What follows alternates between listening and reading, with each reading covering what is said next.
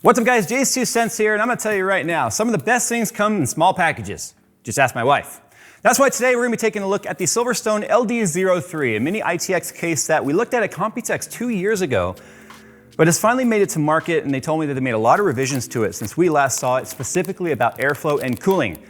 So let's go ahead and take a look at this guy and see if it stands up to that. I hate saran wrap. The Elite XG270QG from ViewSonic breaks the traditional ugly appearance of gaming monitors by providing an ultra-clean design while still delivering gamers the features that they want most. Features like a 1 millisecond response time, IPS 165Hz overclock display, black brushed aluminum stand with tilt and swivel, mouse and keyboard cable anchors, and customizable subtle lighting. To learn more about the XG270GQ from ViewSonic and to see current pricing, click the link in the description below.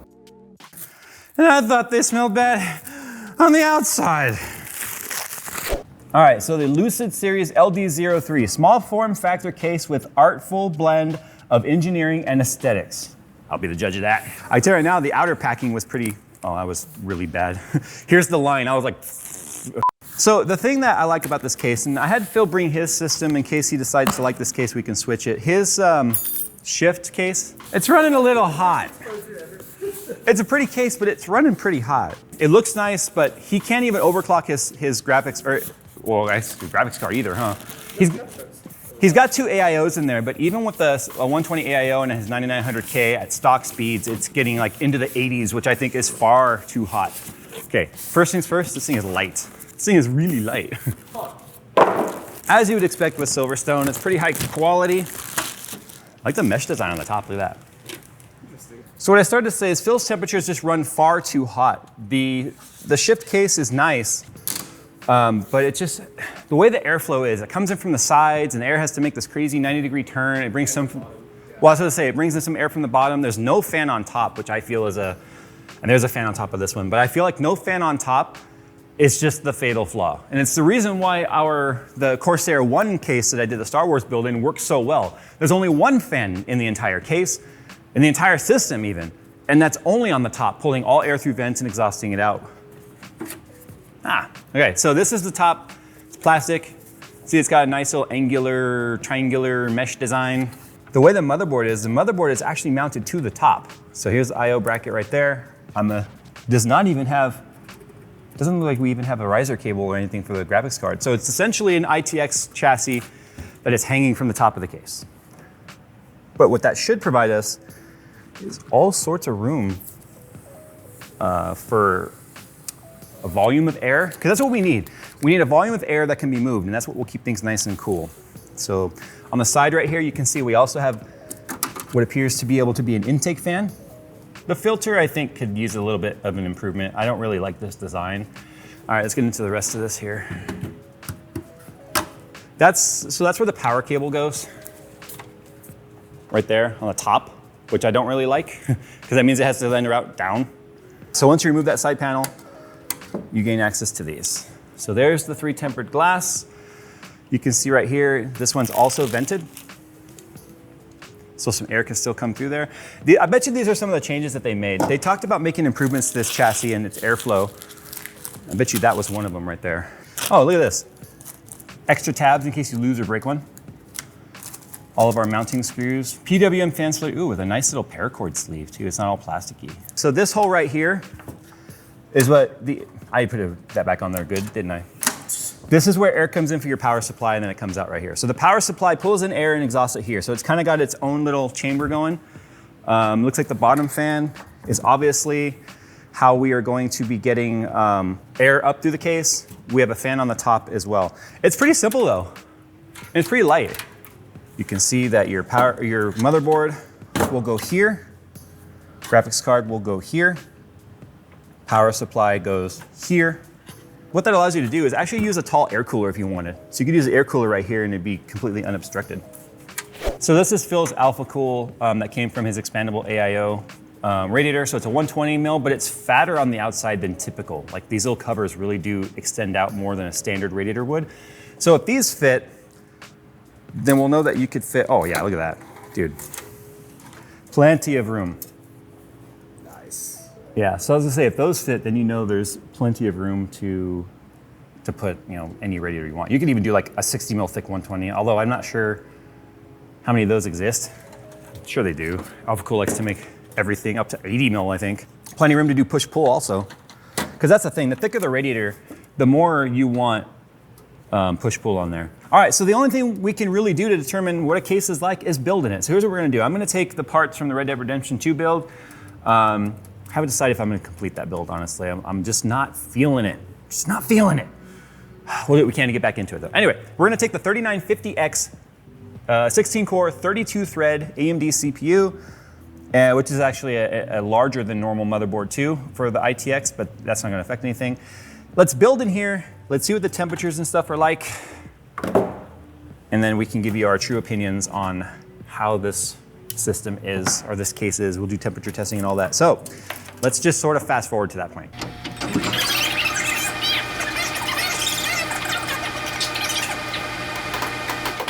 All right, as you can see, we built in there. We went with an air cooler. There's a few things I want to talk about before we get to any temperature testing. I haven't even test booted this to see if it works. Where do we start? Okay, one, let's just talk about the build quality. I know this is not a very expensive case. It's a little over $100, $115 at the time making this video. It's not cheap, but it's not expensive either, if you will. It's in the middle, because you can easily buy ITX cases that are $200 and up. I'm a little disappointed with the build quality. I know that once all the glass side panels are on, that it's gonna get a little bit more rigid, but the actual structure itself of the way these rivets are put together, it's got a crap ton of flex. And I'm not putting, look, these are fingertips. Okay, so that's disappointing to begin with. And the reason for that, and see if Phil can get in here, if you look at the rivets right there, and yes, I know my fingernails are dirty, I work on my car too. You can see that the metal doesn't go flush against this other metal. It's got this kind of a dip in there.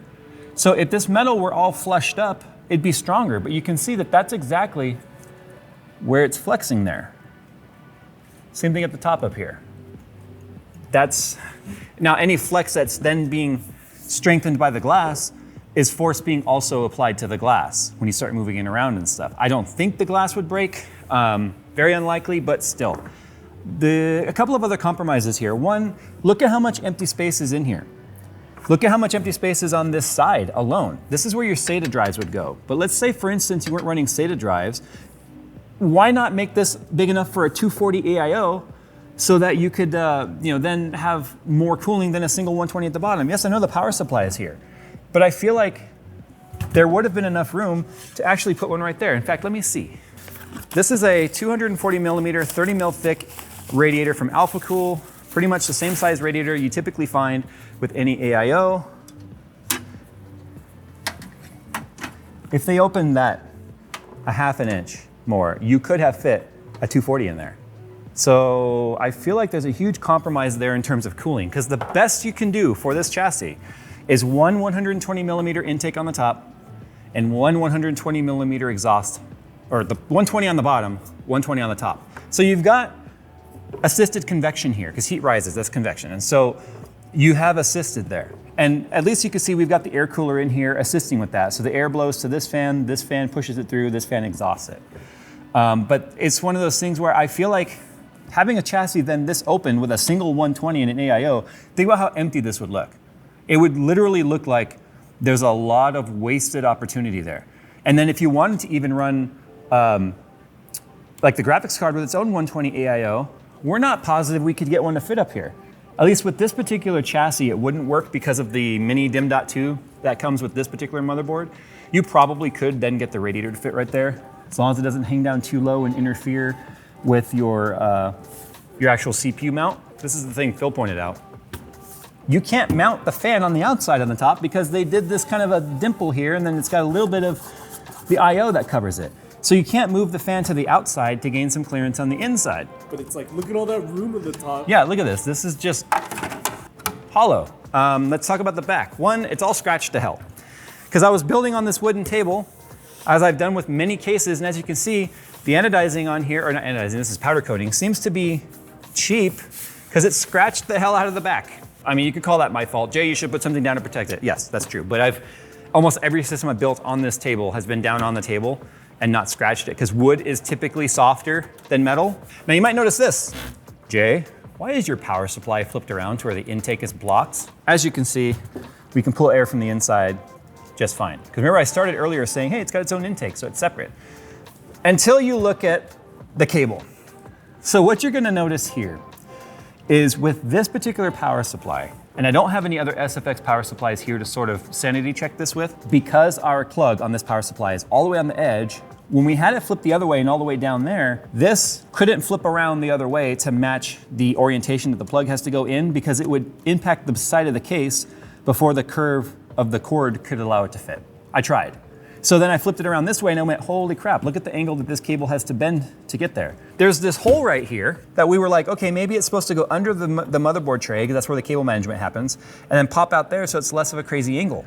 This plug is bigger than this hole. It won't fit through this hole, because for some reason they made this hole smaller than this hole up here, which is the other cable management hole. So a compromise made there now, where we've got this crazy bend on this power supply cable, and then the power supply is doing nothing but blocking its own intake because of poor design. So some of that probably belongs to the power supply owning some of that issue, where I don't know if Fractal could have made that more in the center. These scratches really bug me, but I don't know if Fractal Design could have made that more in the center or rotated it the other way, or what. Let's see, what else here? Graphics card. I'm feeling one of the changes that they probably made is you can see the graphics card fans go right against where the glass is. That's so flimsy. Anyway, goes right against where the glass is, and they added this vent to the glass. I'm not sure exactly which way this goes, but once it's on there, it'll make sense. Bet you anything that's why that vent is there. Because they said they made some changes to the chassis to get better cooling. I'm almost positive that that's one of the things they changed, because you put the fans up against the glass, nothing good happens. Same thing with vertical risers. Vertical mounted graphics cards in a lot of even mid-tower and large tower cases or full tower cases is it gets too close to the glass. But at least that has a big volume of air it can grab through. But this is really kind of separate from the main chamber of air here. Oh, cable management in this. You can see my power cables are just floating in there, and that's fine. In fact, I kind of welcome that. It makes the case look a little bit less empty. But the motherboard tray actually comes off, which allows you to route some stuff under that. But it's such a thin gap, it wasn't really all that helpful, if you want to know the truth. It was actually more frustrating than anything trying to get the cables to come through where they're supposed to come out. But you know what though, it's not all negative. We do like this. They have this opening on the bottom for larger or longer graphics cards that don't exceed a certain width, obviously to be able to fit through there, so that if the card is longer than normal, it can actually just go through here. We're using a Founders Edition card because the only other cards we have are like super long triple slot cards that are not gonna fit in this chassis anyway. So yeah, I couldn't get this. I tried to get this in there. It's not gonna, this won't fit in there. I thought that would've been cool, but I bet you this thing would have melted to death. Let's go ahead and just put it together, see how the cooling is. I expect the cooling on this to be fine. All right, so let's go and talk about temperatures here a little bit. We've got Cinebench R20 just going on loop. All of these settings in the BIOS are out of the box. That means all the turbo logic and stuff for AMD is in effect. Our cores are actually at 3.9 gigahertz all core, and it's actually 3.892, 3.817. There's some slight, fluctuations that happen with the turbo logic. But you can see all the cores are 100% loaded, and our temperatures are quite interesting. So we're just keeping an eye on package temp right now.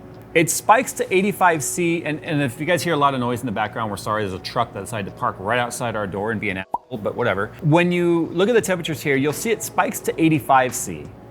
But under the test you can see right now, watch, it drops back down to about 75C. Now remember, the cooler that we have on here is actually the Be Quiet Slim. So it's not the biggest cooler you could fit in here. You could actually fit one of the Dark Rock Pros in this case if you want, but we didn't have the mounting hardware for it because I lost it. So we went with the Slim. So we're actually asking a lot of this cooler that's in here to cool a 16-core, 32-thread CPU with one fan. But because we have the natural rise in convection, like I showed you guys with the air pushing through the fan and then the exhaust fan grabbing that air and moving it out, it's still doing really good. Now the reason why you're seeing this spike in temperature is when the test restarts and it comes off of full load, the voltage comes back up because the core clock comes up in between the test as well. So if we watch it right now, the test is getting ready to end. We're at 1.087 volts and at 75C. But when the test ends, it's gonna shoot up to like 1.3 something volts, 1.337, temps jump up to like 85 C, and then, see, it's delayed because it's under load. And then it will drop back down to temp 75 because the voltage drops back down.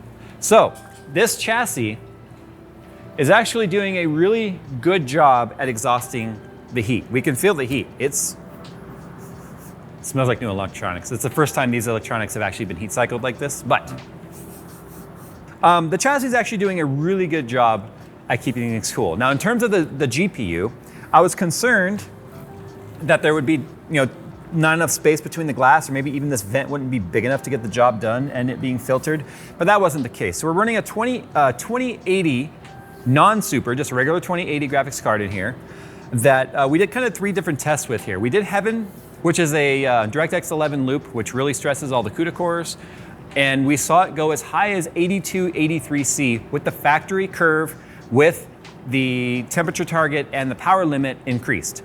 So 8283 is where it danced around. Then I went ahead and enabled the user fan curve, the default one that's on there, which is where the minimum fan speed is 40% and then it ramps up. And then the temps drop to about 76C, a lot better than expected. Then I put the fans at 100% to see what the temperatures would be like if you were just like screw acoustics, full performance. At 100% fan speed, it dropped all the way down to 67. So that tells us the chassis is clearly doing its job. I still would have liked to have seen the ability to put a fan up top up here. Like even the 120 down there that we already talked about that feels like, well, they didn't make it so you can mount it on top. That's dumb. But I would have liked to have seen even the opportunity to put like a 200 millimeter fan right here or a 140 or something just to further help air to exhaust. We already talked about some of the shortcomings of this particular chassis, but I did mention that you could put a bigger cooler in here. Let's see if I can demonstrate how much air is actually coming through the bottom. That's a lot. That's blowing directly on the cooler. I mean, there's a good representation, right? Woo. But there is a filter. There's no filter right there. It's just a hole. Just a big open hole. That's hilarious. Don't stick your finger in there. There's the filter that would be on the bottom. I don't like the fact though that you can't put the filter on without tipping the whole case on its back. So if you wanted to like clean this out while it's sitting on your desk or something, you can't just pull the filter out. You've got to flip it on its back, pull the filter off, and then do it again when you go to put it back. And I think that's a terrible design. Accessibility of filters when the system is in its position is definitely a plus. Have the temperatures changed now with this open? Okay, so it came down 3C by opening the side panels. So it looks like we're talking 2 or 3 or 4 C difference with the bottom panel or the whole front side panel off. Which, to be honest, I don't think that's awful considering the fact that it is a small form factor chassis. But it's not that small if you think about it. Look at the size of this thing. You want to see small? Shut up. I know someone said a joke out there. You just shut up when I said you want to see small. To me, this is small. And I'm always going to love this. This is still my favorite form factor, period, right there. That is small. If we compare it to the size of Phil's Evolve Shift, taller but narrower. And still, in my opinion, a more attractive looking form factor here. But this definitely runs a lot cooler than this does. This has a whole bunch of compromises in a different way. But Phil's so in love with the form factor, he just lives with the temperatures. And he's not like throttling or anything. He just can't overclock it or anything. But when it comes to the chassis, like I said, it's about $115. There's not a lot that occupies this price point for this form factor. You either go ultra cheap, like the Cooler Master stuff, which is just a square cube with perforated holes in it that you could fit a short graphics card in and then they call it a day. Or you go way more expensive with like the Loki Ghost S1 or the N1 case and all that, which are even smaller and more difficult to build in. Those cases are not built for cooling. They are built for aesthetics and form factor, and then you have to really kind of go over the top to get cooling out of it. I feel like, if you want to know the truth, this feels like it could have been a micro ATX case in terms of its size. So it almost feels like it's too big to be an ITX, too many compromises made in terms of cooling options. You can fit, like I said, a giant cooler in there if you wanted. Let me take the front back off to show you this.